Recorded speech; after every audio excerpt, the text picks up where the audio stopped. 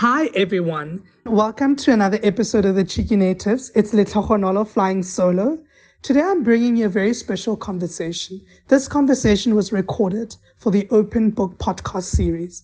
This conversation will be with Brandon Taylor, who wrote Real Life, which has been shortlisted for the Booker Prize, and Paul Mendez, who wrote Rainbow Milk, a debut novel that has been critically acclaimed.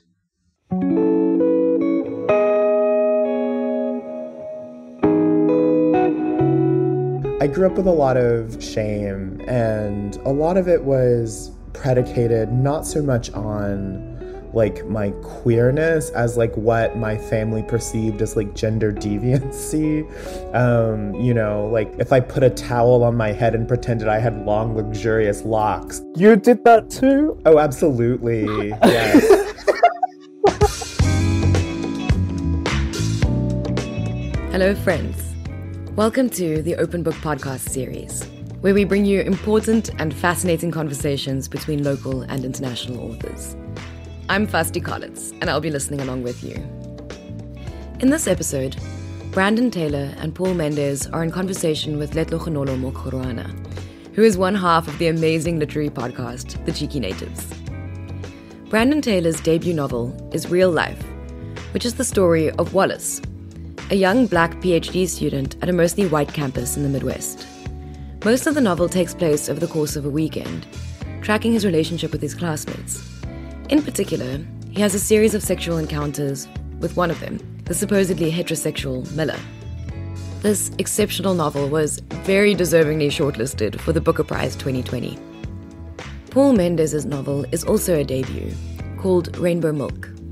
Like Paul, the protagonist Jesse is a Jehovah's Witness who is disfellowshipped for being gay. He moves from the Black country to London, where he works as a sex worker. These novels intimately inhabit the experiences of protagonists that feel alienated, because they are Black in overwhelmingly white spaces and queer in straight spaces. But there are also novels about the possibility of finding tenderness and connection in those spaces. This conversation took place from 3 different continents, with Brandon in Iowa, Paul in London, and Letlogonolo in Johannesburg. And yet, the 3 of them found that they had many shared experiences. And the result is a lively, intimate, and actually just completely delightful conversation. Just a quick note, this episode contains some strong language. So if you're listening around children, consider listening on headphones. Here it is. Hi everyone. I wanted us to start the conversation here to think about location as a literary device. I think both Rainbow Milk and Real Life play at different locations, geographically, but also positionality. What was the thinking behind using location in this sense? Well, I think migration is a story that, is absolutely central to Black life. You start the book with a Jamaican immigrant to the UK in the 1950s as part of the Windrush generation, which, I'm descended from that community. I'm, the 3rd generation from that community. But it wasn't really until I became an adult and started reading books by the likes of Andrea Levy and Sam Selvon, Small Island in particular, and The Lonely Londoners, that I realized that my grandparents in the 1950s had actually done those things, but they were much less keen on talking about it. Perhaps they just didn't feel empowered to, perhaps they didn't have the tools, perhaps they wanted to forget. So I sort of didn't really grow up with any real sense of my identity in that respect. It's really only through fiction that I can sort of take the facts that I know about and then create a world around them, and so that's what I did. But then obviously the baton then switches to Jesse at the start of the 21st century. And his is a migration as well, because he's moving from a very provincial part of the country, a very industrial part of the country, to cosmopolitan London, where for the first time he's meeting people from all over the world, hearing different languages, different accents, hearing people speak about different things. And that is also a migration. I suppose the American equivalent would be the migration from the south to the north that happened early in the 20th century.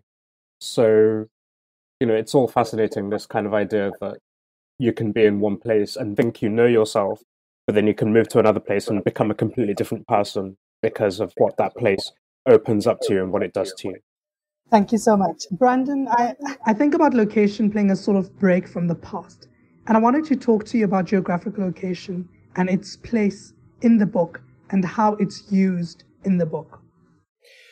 Yeah, I mean, Wallace ends up leaving the South and going to the Midwest because he's trying to physically outpace his past and his family and his circumstances. And he's really bought into this idea that, like, by changing his location, he can sort of get up and out of, like, the horrible confining circumstances of his life. And what he finds is that he cannot sort of outpace those constrictions by leaving the South, because those constrictions are everywhere. They're sort of systemic. They're in the air. They're sort of, you can't outrun white supremacy is what he finds essentially. And you also can't outrun your trauma, because trauma very much resides within you and within yourself. And so I was interested in sort of teasing apart this question of what happens when you leave home, what happens when you try to make a physical break with the past as a way to sort of make an emotional break with the past. And I was also very much interested in writing about what it's like to be a Southerner displaced into the Midwest, because we often think of the Midwest as being more progressive than the South, or more quote unquote accepting, you know. And so I think that, you know, the novel is turning over this idea of, like, what things are easier when you leave home and what things are just as hard and what things are more difficult. And what Wallace finds is that while it's easier in many ways to be quote unquote himself in this new place, what he finds is that, like, his race, like his blackness, like one of them, like, in, you know, sort of obvious things about him, like that becomes so much more complicated in ways that he never experienced at home. And so, you know, he's traded one kind of agony and suffering for another. And that was very much played out because he has, like, left home for this whole other place to sort of be among strangers. I like the fact that you speak about the idea of race, because I think that Wallace and Jesse both remind us different strats of race and the precarity of blackness, right? We find Wallace being in the Midwest in this institution on this campus and having these white friends, right? And we find Jesse sort of, you know, being raised by this white father. And because he's raised by this white father, it seems the attractions, the feelings that he has to white men are like authority, but also some form of attraction, because Jesse cannot believe that in many ways that Black people exist in the way that he wants them to exist, because he hasn't experienced that life. And I wanted to speak a bit about that, right? The idea of Blackness playing at different roles. Here you have a Wallace, who is someone who is like Black and is acutely aware of his Blackness because of the environment that he's in. Here you have Jesse, who's sort of trying to find Blackness, but there's no space for him to find that Blackness because that's not the community in which he grew up in, largely because he was raised by Graham, who is white. And I wanted to speak about what was that? What were you trying to, you know, convey by having these characters experience Blackness in this way? Do you want to go first, Brandon? Sure. What I was interested in doing was playing out the particular drama of a character who was raised within a Black family in a very Black part of the country, whose sort of primary axis of the world was like Black people. So like when he like leaves that point of reference and goes to the Midwest, even though he never felt quite at home among his family, he realizes just how Black he is. You know, he realizes just how Black his point of reference is. And so he's like, oh, all along I thought that I had this very strange relationship to my Blackness, but I am in fact incredibly Black. And like what I took to just be the common underlying structure of the world is like a deeply Black structure, because the people who raised me, you know, were Black. And so what he finds once he's out among white people who he thought he might have greater affinity with, he realizes like, oh no, like we are not the same. Like we aren't approaching from the same point of reference. Like he finds himself estranged in ways that he never imagined. And he finds his Blackness emerging into a way that he can see. And of course that makes sense, because when you're Black and you're just among Black people, you aren't thinking about your Blackity Blackness. You're just being. And it's when you enter into a space in which that Blackness is marked out for you, you can't help but to notice it. And so for Wallace, the vertigo he experiences is having his Blackness marked out and pointed out, and he's like, oh right, like this is what it is. And I feel like that's often not what I experience when I read literature by and about Black people. Is like often they sort of take it for granted that like this character's Blackness is so rock solid and is so like so clear to them. And I'm like, no, like sometimes you are Black and you don't realize it until someone's like, hey, Black boy. They sort of point you out and you're like, oh. And so I was interested in sort of trying to put my finger on like, what is that peculiar sense of, like realizing, oh, I was Black all along, and then being like, oh, of course I was Black all along. What else would I have been? And not just like the horrors of that, but also like the funny moments of being like, yeah, I am so incredibly Black, and had no idea because I thought everyone in the world, had the same set of references. So that's what I was interested in sort of trying to tease apart in the novel. I totally agree with the sort of sentiment that sometimes you forget that you're Black. Sometimes you're in a room full of white people, and because you don't see yourself there, you look down at your hand and you can see that it's brown, but like at the same time, you're not sort of othering yourself until someone does it for you. And, I think Jesse, because he's so much more naive, because he's 19 and grew up as a Jehovah's Witness and was raised by, like, as you say, a white stepfather who at no point prepared him for life as a Black man. His education didn't prepare him for life as a Black man. His mother, who was Black, doesn't prepare him for life as a Black man. She herself is a victim, I think, of internalized racism, and so treats her son in a way apropos of that. So he's just never empowered to love himself or to love his Blackness. And so he finds his Blackness weaponized against him, in terms of clients who want him to do particular things and want him to do favors for them that he is too naive to sort of see what actually they're trying to make him do that would actually be very dangerous to him.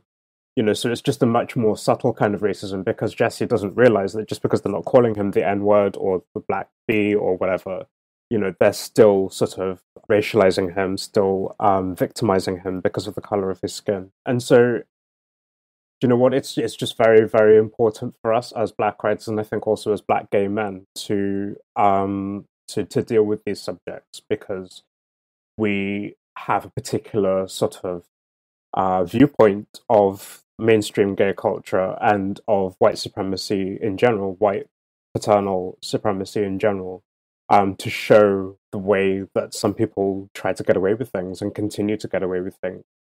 Look at the people who are in power on both sides of the Atlantic at the moment.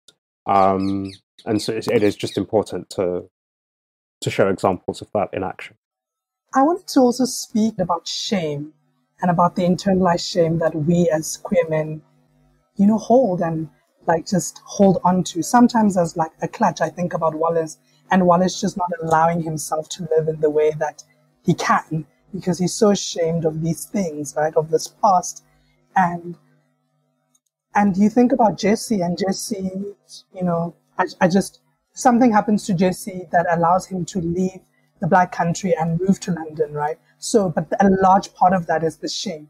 And I wanted to, just hear your thoughts around like shame as gay men, right? How we've internalized this and how it's also affected the way we participate in romantic relationships. Paul.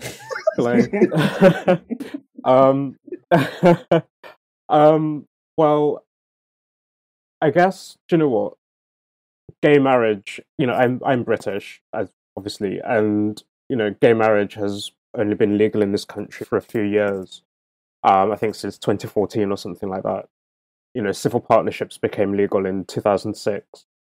Before that, we had Section 28 in this country, where it was illegal to teach children about homosexuality and about queer issues. That wasn't repealed until 2003. when I was 21 years old. So I went through my whole sort of childhood and coming of age, if you like, with homosexuality not necessarily being illegal, but certainly not being something you would be proud of. And especially coming from a provincial part of the country, very working class, growing up in a Jehovah's Witness environment where homosexuality is completely anathema. It was always a source of shame, and it was never something that I could never come out whilst living in the West Midlands. I had to move to London. I had to leave my family behind. I had to say to myself, whether this means that I'd never see my family again or speak to them again, that may well be the case, but I'm just going to have to live the life that I lead. And so there's always going to be shame attached, but there's also a really strong aspect of desire there as well. And so there's just always this kind of tension between shame and desire sort of happening all the way through. And I think that's kind of quite common, actually. I think, wherever religion plays a part in our lives, and also coming from a Jamaican background where homosexuality, again, is considered to be, what they call the white man's disease. You are continually running away from the environment that made you and the environment that dictates itself to you. Yeah, I mean, I feel like I'm in church right now. It's just, yes, absolutely, yes, all of that. I grew up on a farm and grew up in an incredibly religious and conservative family. And, I was like the lead singer in the children's choir, Baptist, all the, like, as far back as one can possibly look, just Baptist, the whole lot of them. And, I grew up with a lot of shame, and a lot of it was predicated not so much on like my queerness as like what my family perceived as like gender deviancy. Like if I put a towel on my head and pretended I had long, luxurious locks, I would be... You did that too? Oh, absolutely. Yes. Like being punished for like playing with my little cousin's dolls with my action figures. Two of my older cousins would call me Brenda, and they would burn me with the lighter, and so there was a lot of like intense like behavior modification going on. And clearly it worked, as I am now a homosexual novelist. It clearly worked. I mean, it was down to my mom not letting me take music lessons because she said it was what gay people did. Like I wasn't allowed to learn piano or do ballet I couldn't even go to science camp because that's what gays did. And so gays and science, which is like very funny. Like, why was that a thing she had? And so she said that I could only do hard things. So like sports and sports. And so I had all this shame, and sometimes I think about like when I went to college, I met queer Black men for the first time, and I was like, oh, this is a thing. We can all be together as friends, and like I don't have to translate or explain anything to you. And they're like, yeah, girl, get in. Like it's fine. And I remember this one moment when going to school very near home, and my friends took time out of their busy day to drive me home so I could get my tennis racket, right? And I told them, don't stand too close to me because they'll think we're gay. And I was so anxious about my family perceiving me as gay that I was telling my friends what they could and could not do when they were doing me this incredibly generous favor of driving me, right? Like it was just, and I thought nothing of it. I'm like, well, of course, why would you want someone to know that you're gay? And my friends had to sit me down and just be like, Brandon, like your life is your own. You don't owe it to anybody. Like your life very much belongs to you. Like you don't have to live it on anyone else's terms, And I was like, no. Like if they find out, it's over for me. They're just like, no, Brandon, like they can't, I mean, they could kill you, but you also don't have to do what they say. You're 20 years old.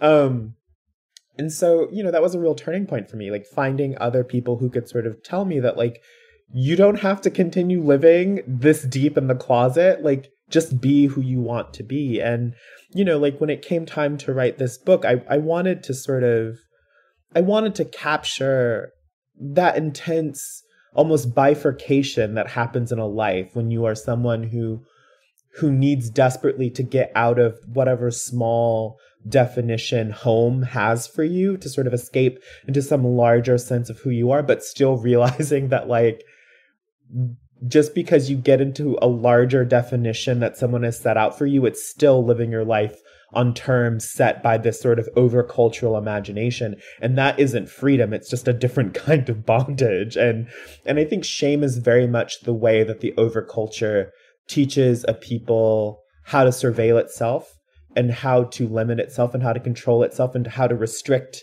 to restrict it. Like it's a mode of restriction. And it sort of turns us all into these little panopticons where we do the work of surveilling our own behavior so as to not make other people uncomfortable when, we should just be able to be and we should just be able to exist. And it seems obvious once you kind of crack out into the larger world. But like when you're in it, like it's impossible to see your way out. Like it's just, you're telling your friends, don't stand too close to me. Otherwise, people will think that I care about you. I'm just sitting here and I'm reflecting and I'm thinking like, I'm so grateful for the internet, but I'm also grateful for writing because we're having a cross-continental conversation, right? Paul's in London, Brandon's in America, I'm in South Africa. But our experiences have largely been the same. Like we've been carrying shame in the same way. So to think about just the manifestation of heteronormativity. But I wanted to speak a little bit about familial relationships in the book, right?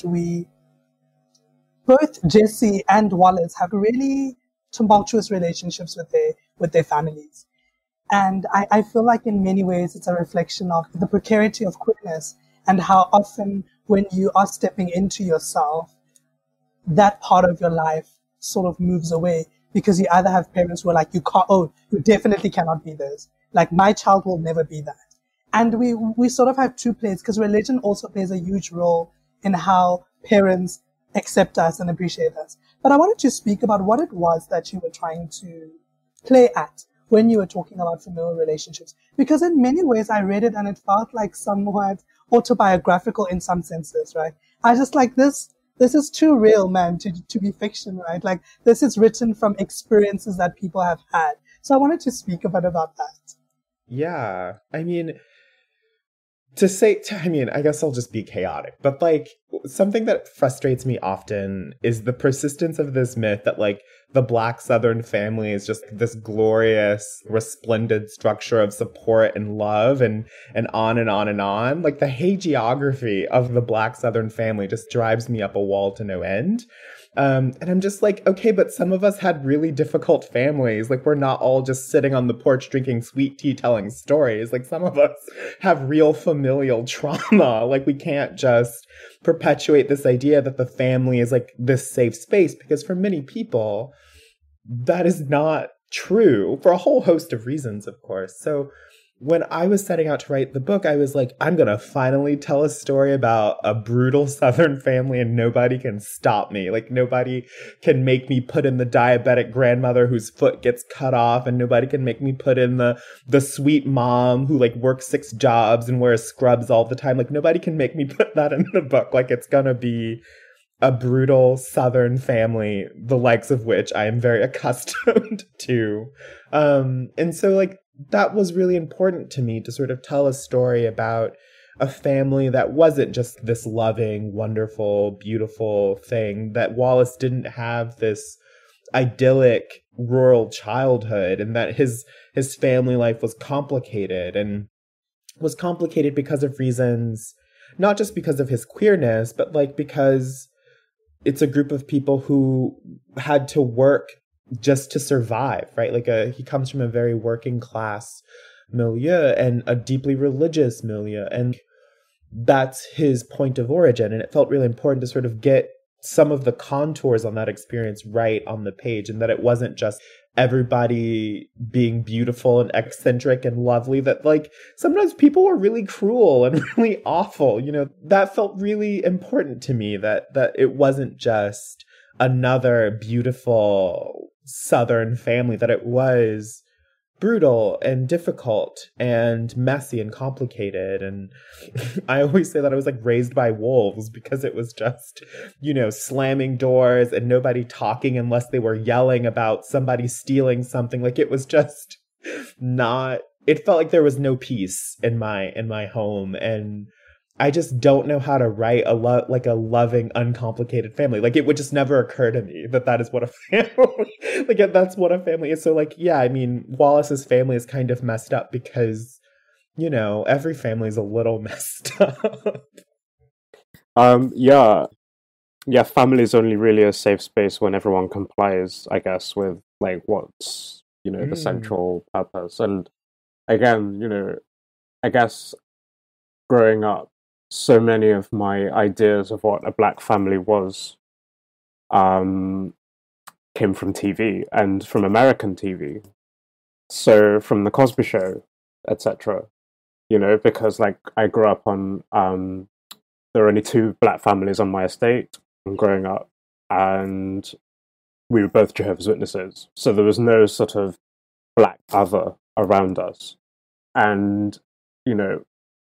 I grew up in a part of the country that, until I was sort of in my early 20s, mostly voted for a neo-fascist political party, or at least they had a big stronghold in that part of the world.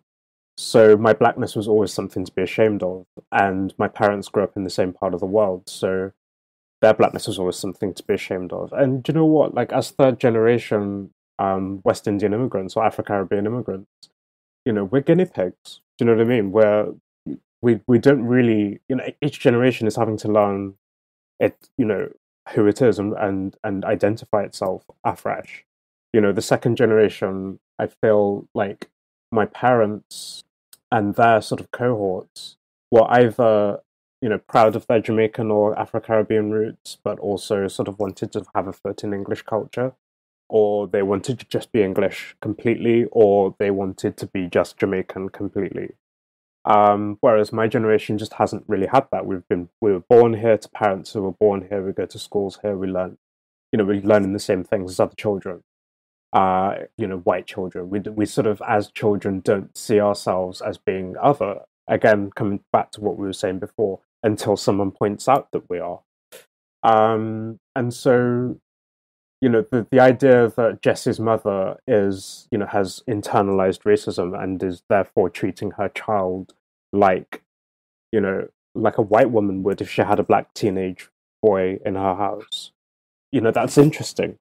And to be honest, I sort of did feel bad about presenting an emotionally abusive mother-son relationship. I didn't want to paint, a stereotypical bad black mother picture.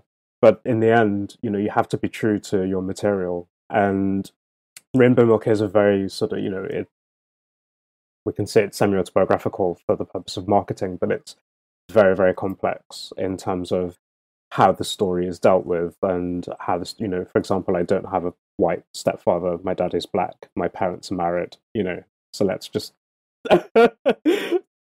clear that straight away. But you have to sort of like zoom out.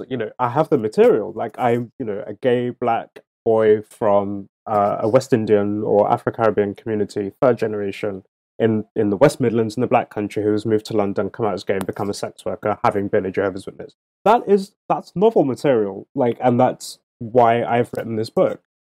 But at the same time, you do have to zoom out of all of that and say, well, what am I actually dealing with? What, who's reading this? What do they need to get out of it? Do they just need like insight into my personal life, or do I need to tell them about the actual subjects I'm dealing with and about the people who are involved and what they've been through that has made them who they are?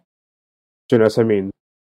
And also, you've got the sort of the ethical issues of writing about people who are family members, and whether they've done this or done that or whatever, they are still alive. They're suffering in this world as much as anyone else is. Why am I going to put them out on a table to be shot at? It's unethical to do that. So you have to sort of come up with new ways of telling the same story, or being true to your material, but also contributing to the bigger picture.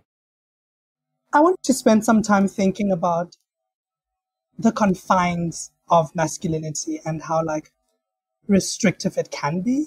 I'm thinking particularly about Miller and about Owen, and thinking about like how they in many ways allows us to think about like how fucked up masculinity is, right?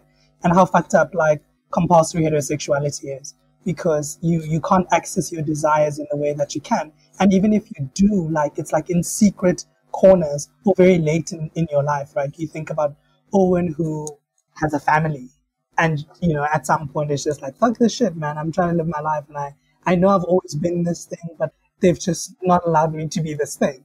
And you think about Miller, there were times where I wanted to slap Miller. I'm like, babes, get what you want, right? But I wanted to think about that, like, because for me, I felt like both Owen and Miller allowed us to think about like masculinity. It's really a fallacy, and it's not going to let us live our best lives. I think with Owen, his idea of sexuality has always been mixed up with class. And he's from a working class background, but then, you know, because he sort of applied himself and the right environment, I was able to go to Cambridge University and study English with people who sort of got there less on merit, let's say, than he did. And he saw the way these people were and the way they sort of bullied and ostracized him, and knew that he was gay, but really felt like he had to hold on to his working classness, and that part of that was holding on to his heterosexuality. Whereas he saw other people, you know, people from more upper class backgrounds, able to indulge in their proclivities with impunity. And he just always sort of distanced himself from that. But like he says, at some point, you know, you're born whatever you end up being. It's just, you know, it's up to you whether you acknowledge and embrace that truth or not.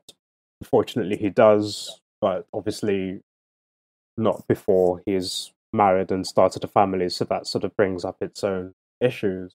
And so, yeah, I just wanted to have a white male character specifically in the book to address those kinds of issues and to examine his standing as a white man who is... There's a line in your book, Brandon, where you talk about a white couple pushing a stroller and the whole world is opening up themselves for that family and for that couple because they are producing perfect white children.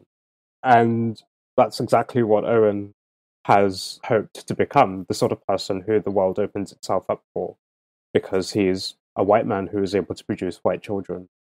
And I guess, you know, the truth always comes out, doesn't it? So eventually.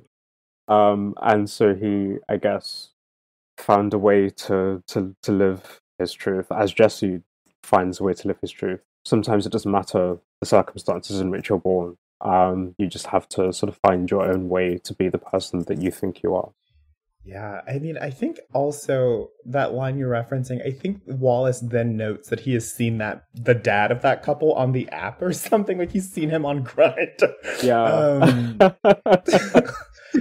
Which, like, happens. I mean, it happens. It's a tale as old as time.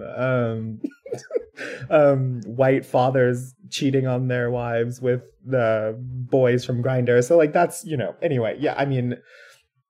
Masculinity is a cage, and I think often masculinity functions by restricting the vocabulary and the language people have for their experiences so that they have no choice but to just sort of like continue on as they've been programmed to. Like, it's this really strict social program. I just saw on Twitter this morning, someone shared a screenshot where this man was asking if it came off as emasculating to order dessert for yourself when you're on a date. Like, can you order dessert? Is that allowed? Are we allowed to have dessert? This is why I came off Twitter. I was just like, wow, no wonder straight men are so violent. They can't have dessert. They can't use nice hygiene products. They can't, you know, like they can't express themselves, etc. So, like, no wonder they're often the source of so much social violence and social ill. in terms of writing Miller, it felt important to me also to capture that feeling of like, I went to college, and in college there were all these straight white boys who had never experienced male-male intimacy, even within the context of like a friendship. And I was often like the first other man that they had been intimate with, like in terms of like sharing experiences and emotions. And they would get so attached. And have all of these feelings that they didn't have words for. And they'd be like, why am I experiencing jealousy watching you talk to another friend? Like, I don't, and they would not know what to do with those feelings. And so they would treat me really poorly, Speak on it. And so like, I've had a lot of fraught relationships with straight white men who don't know what to do with their feelings. Miller is someone who doesn't know what to do with the feeling of rejection he feels from the world. Like on the one hand, he's like a tall, straight white dude. And on the other hand, he feels rejected by the world because of his family and because of, the various reasons that he explains his pathology to himself. And he doesn't know what to do with that feeling of frustration and anger at what the world has withheld from him, which is essentially like approval. Although, like, how can the world be more approving of like a straight white man? And so then he encounters Wallace, who, with whom he has like this very complicated and new intimacy, and he doesn't know what to do with those feelings either. And he's someone who, when he experiences a feeling he doesn't know what to do with, he lashes out, he reacts in violence. And I think that often violence and anger and frustration are the only vocabulary certain men are given by the culture that is sort of permitted. It's like, I don't know how to express this feeling of complicated intimacy, so I'm just going to go punch someone at a bar, and then I'm going to come home and then I'm going to choke you a little. Like, that's the only way I know how to express my desire for you, my want for you, and my sadness at being rejected is I need to react in violence because you aren't better than me. You don't have the power I do. So I'm going to take it back the only way I know how.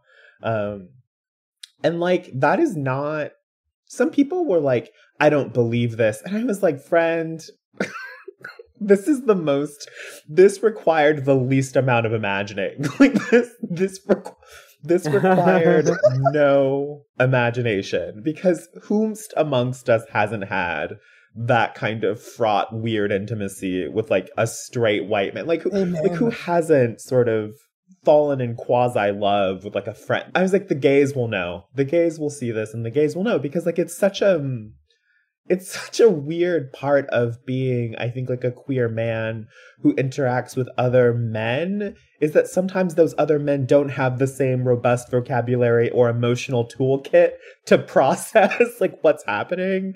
And so you're just living your life, and then here comes a man who has feelings for you, who doesn't know how to deal with it. And so he's like, I feel things for you. I'm going to be really awful because I don't know what else to do. And it's like, it's essentially just being on the playground again and having your braids pulled or getting pushed in the sand. It's sad what I think masculinity does to people, and not just to men, but to everybody. Like the way that it seeks to deprive people of a rich interior life and a vocabulary to express that interior life. Like it can be incredibly restrictive, for sure. Come on, speak on it. I'm like, honestly, it's like even straight black men, yes, they be doing this, right? I wanted to talk about sex because I think it's so important that we talk about sex. I don't think there's enough spaces for us to talk about sex.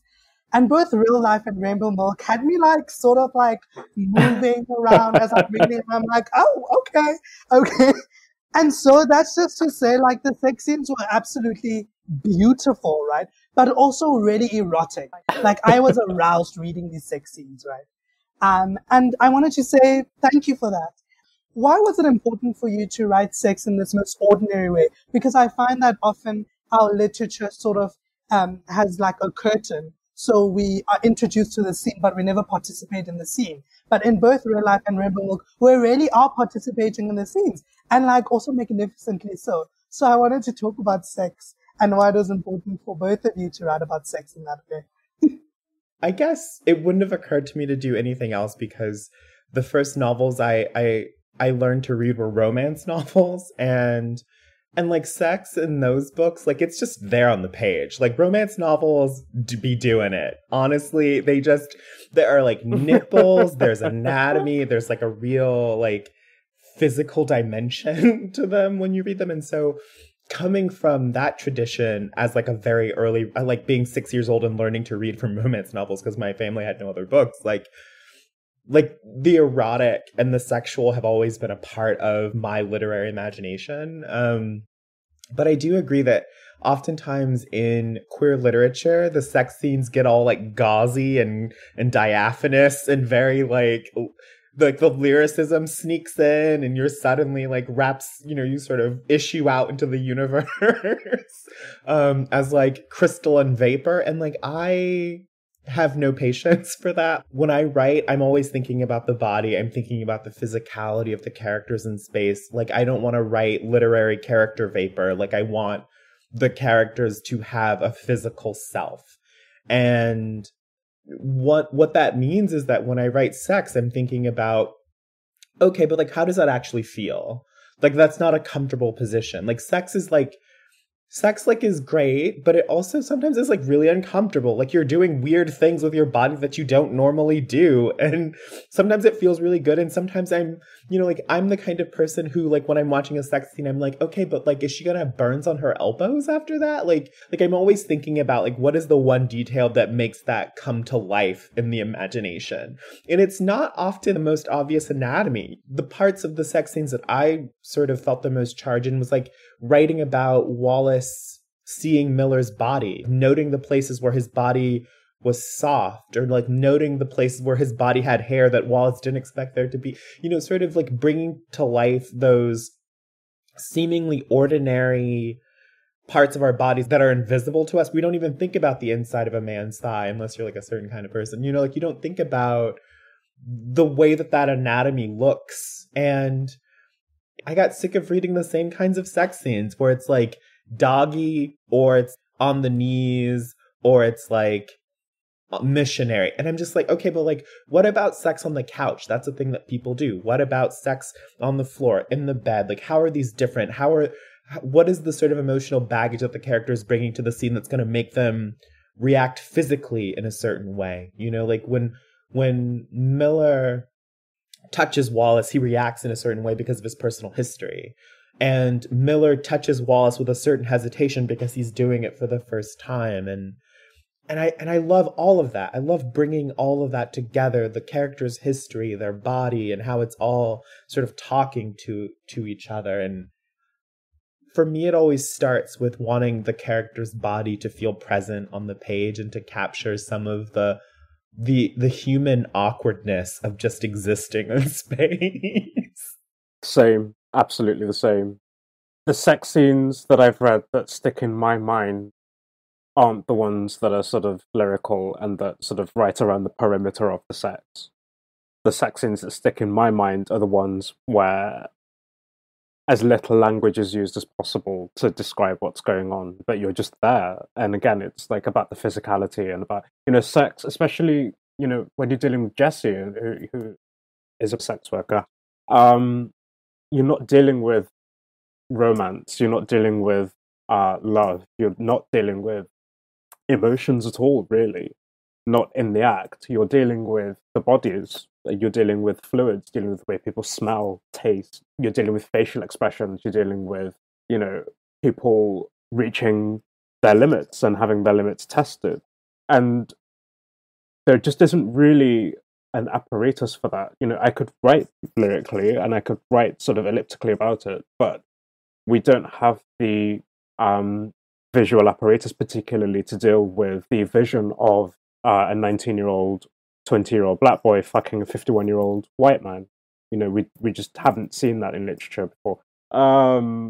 And so, I just really felt like I just am a very kind of visual writer anyway, I think, generally speaking. If I'm writing about food or music or the club scene or whatever, it's always going to be who's there, what are they wearing, what are they doing, what music is playing, who's rubbing up against each other, and so the sex had to be the same. If you're reading a book by, let's say, a straight white male author, and they're talking about having sex with a woman, we just know what that looks like, so they can sort of veer off and do something a bit more interesting than just sort of say her pussy, my dick, this, that, and the other. But again, because we just don't have the apparatus necessarily, or I'd never read anything before anyway in queer British Black writing that showed me what it looks like. I felt like I just had to go there. I think it would be remiss of me to stop the conversation without thinking about like what you do with the craft, right? I think a large part of both your books for me is that the craft is so beautiful.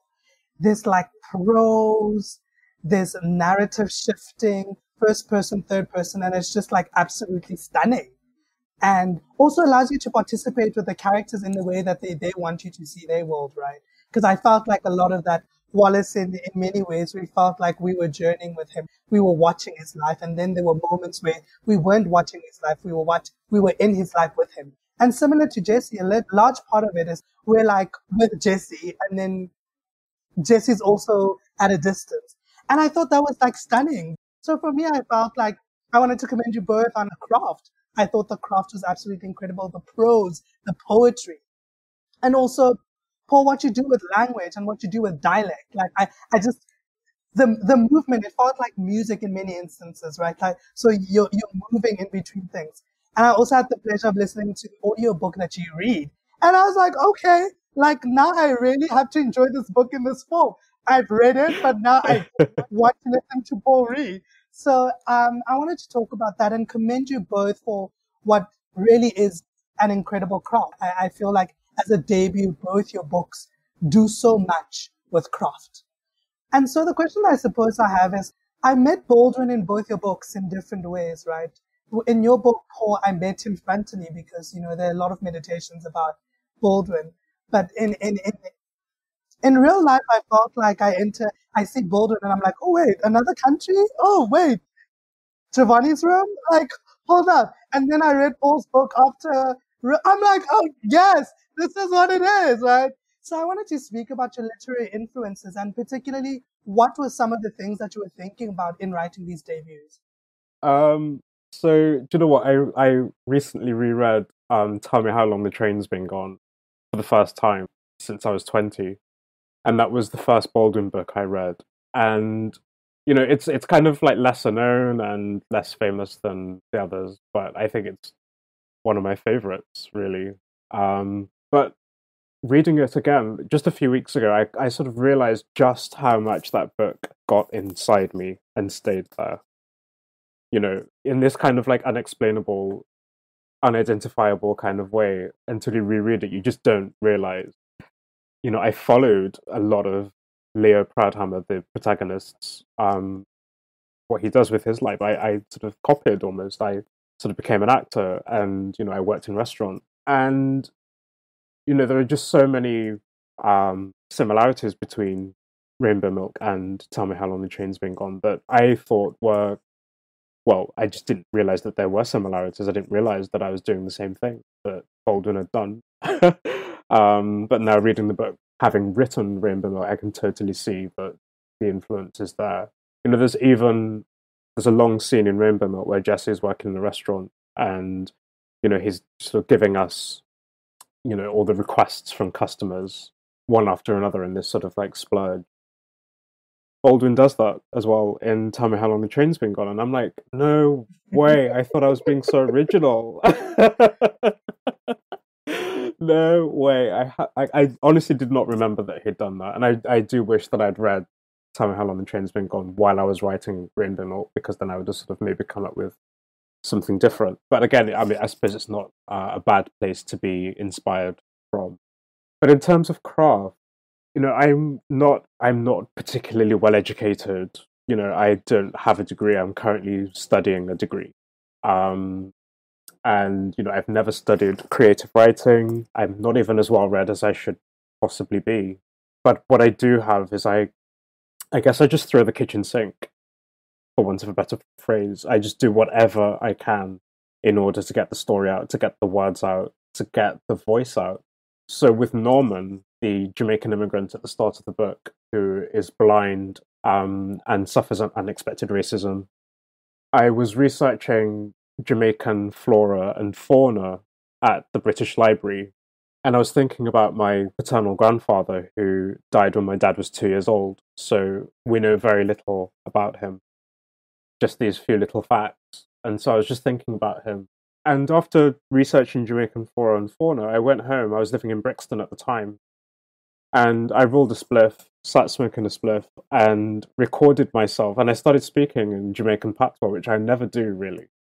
And I just sort of started to inhabit this character, just telling a story about, where I'd been, what my current status is, and how I feel.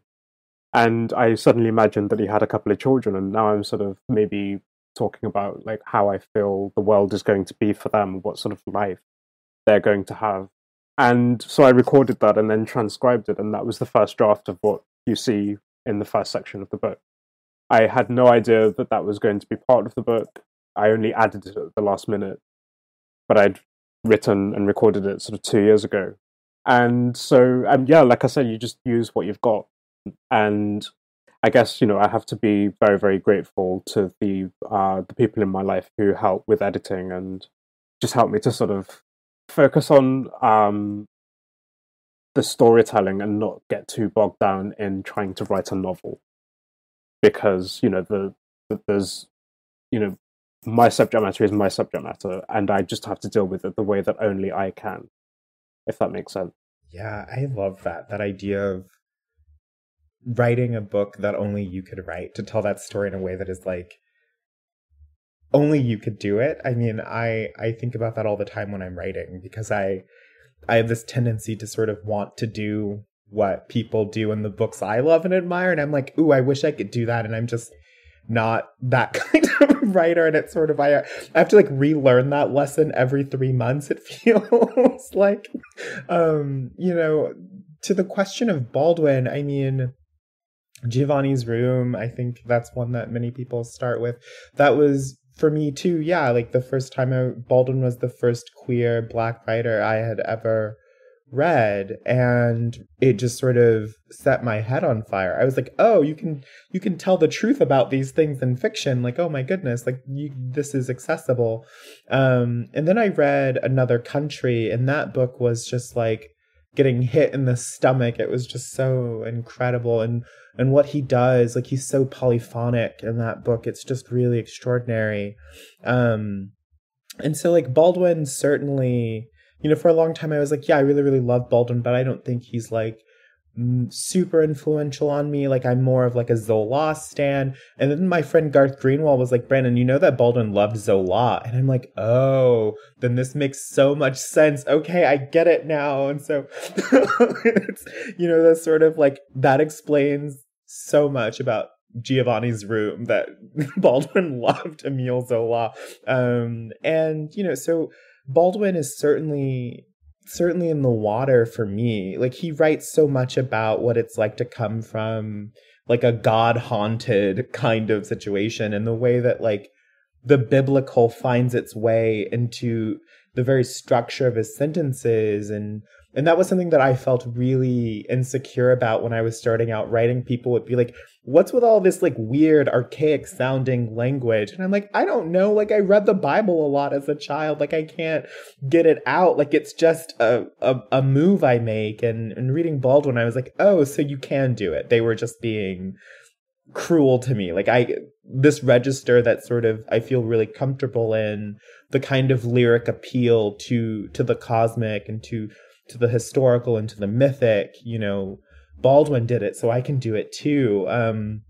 So, the Baldwin influence, I feel, I don't think it's there on the surface necessarily in my sentences, but I think in terms of the sensibility, like, he's certainly a part of my firmament. Like, I couldn't escape it even if I wanted to. For me though, I think the most direct stylistic influence for me was the writer Andre Aciman. I read Call Me by Your Name as like a very impressionable 17-year-old. And I was like, oh, I want to write fiction now. I can leave this poetry thing behind and I can turn to fiction. Reading Call Me by Your Name was, like that's the book that made me a fiction writer. And I think about his work all the time, and I'm always trying to get close to the lyric precision of his sentences. I feel like I'm never going to get it. But in terms of real life, I think I was thinking mostly about writers of the mundane. So like Knausgård and Rachel Cusk and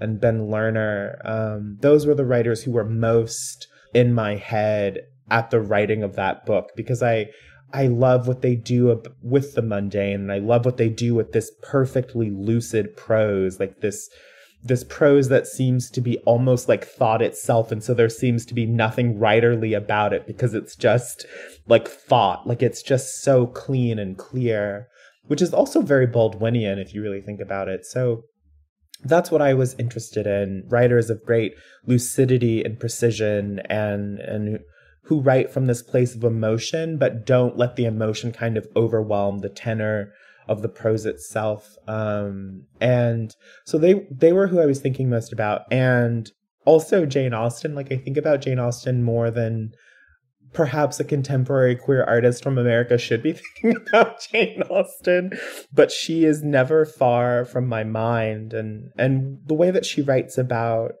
characters who make up their minds and then change their minds and then change their minds again. The way that she writes about people who want happiness but aren't allowing themselves to have it. Just like her eye as a social novelist, but also a sort of documentarian of the interior life is like something I really try to embody as like a writerly ethic. She's like up there for me in terms of the sort of uber novelist I always think of as being Jane Austen. But Baldwin certainly, and Knausgård, and a whole host of writers, both lyrical and mundane. Well, I only talked about Baldwin, but I've got like 3 or 4 others. So I would definitely say Bernardine Evaristo is a huge influence on me. Her books, especially The Emperor's Babe and obviously Girl, Woman, Other, are 2 of my absolute faves. And I read Girl, Woman, Other while I was editing Rainbow Milk. And I just wanted to tear the whole thing up and start again. I was like, well, this is the future. So, like, what am I doing? And back in sort of 2006-07, I read Proust, In Search of Lost Time, from start to finish over a 2-year period. And coming from, a Bible background, this was the first time it was almost a replacement for the Bible in terms of volume, in terms of depth, in terms of a cast of characters, in terms of just, the sort of variety of human emotion that is conveyed, the variety of relationships and interactions that are conveyed, queer people, upper class people, it was all that, the great ladies of society in Paris.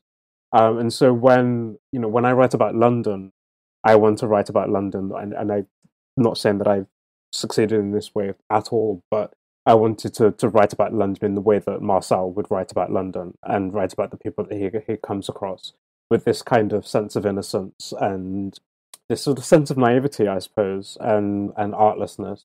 And reading him, I kind of realized that I could just go wherever I wanted and say whatever I wanted, and that it was all relevant as long as it was contextualized within someone's upbringing and, who they see themselves as being and where they see themselves as going. All those thoughts matter because they are part of a journey. And yeah, I think Proust, Bernardine, and Baldwin are enough for now, aren't they? I wanted to say thank you to both. This has been a really healing conversation for me, but particularly because I don't know if you could tell, but I really immensely enjoyed both Real Life as well as Rainbow Milk. And more importantly, I think that there are books that I will often return to, because this is what I want to say to both of you. Thank you for entering us into the archive and into the canon in the way that you have. Thank you for taking up the work of talking about our interior lives as if they matter. That's really what I felt when I read both books. I keep screaming to everyone. I'm just like, wait, hold up, guys. Like, y'all, these books, and those are my honest feelings. I think that what Rainbow Milk really allows us to think about is, what is the meaning of our lives, right? We are in these structures, we are in these families, but what if they are the places that don't allow us to be? What happens when we leave those spaces? Who do we become, right? And we're young, we're naive, and it's okay for us to figure out in this way. And I think that real life allows us to think about the academy is not always safe, right? We think about like how often we're told that we need to stay in the academy, we need to do things in the academy, but there are certain things that that is difficult about the academy. We think about Wallace and how like Wallace is really treated like the janitor of the lab. It's just like you can't do anything because you're this, right? And what is the cost of our lives in these spaces and why? So I think, like, honestly, thank you so much both for honestly these debuts. If you never write any other books, I will be like, thank you. But I really would implore you to write more. Thank you so much. That's very kind and very sweet and wonderful to hear. Thank you. Yeah, I'm just chills. Thank you for inviting me on and getting to have this wonderful conversation. I mean, I feel like I could do this forever. I feel like I made 2 new friends today. Same.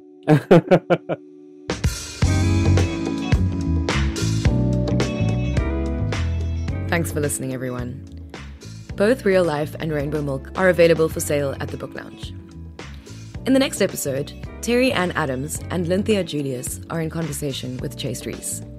This podcast is brought to you by our sponsor, the Heinrich Bull Foundation.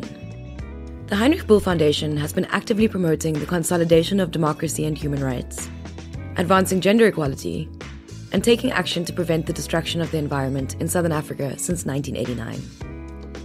The Foundation's work in Southern Africa consists of 4 programs: democracy and social justice, human rights and gender justice, sustainable development, and international politics and dialogue. Our ever-brilliant producer is Andri Benet. As always, I'm Fasti Collins, listening with you to the Open Book Podcast series.